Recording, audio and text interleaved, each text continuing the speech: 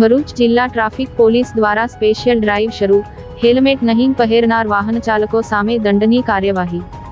ભરૂચ જિલ્લામાં 1 એપ્રિલથી હેલ્મેટ ફરજિયાત કરવામાં આવ્યું છે।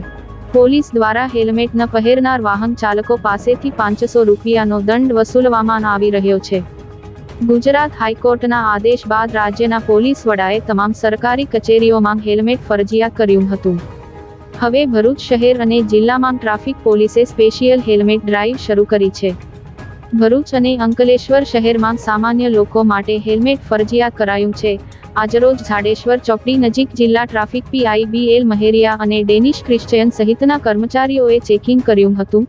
જિલ્લા પોલીસ વડા મયુર ચાવડાના માર્ગદર્શન હેઠળ દરેક પોલીસ મથકની ટીમ 4 રસ્તા પર ચેકિંગ કરી રહી છે।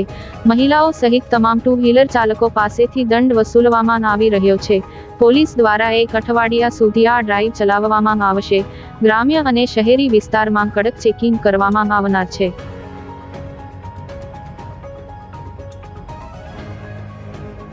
આજ રોજ ભરૂચ જિલ્લામાં જિલ્લા ટ્રાફિક દ્વારા અને સિટી ટ્રાફિક અંકલેશ્વર અને ભરૂચ દ્વારા કમ્પલસરી હેલ્મેટના જે નિયમનું પાલન કરાવવા માટે જે આજે અમે 4 રસ્તા પર ઉભેલા છે અને દરેક જે વ્યક્તિઓ હેલ્મેટ નથી પહેરતા 2 વ્હીલર ચલાવતા એમને દંડ ફટકારેલા છે।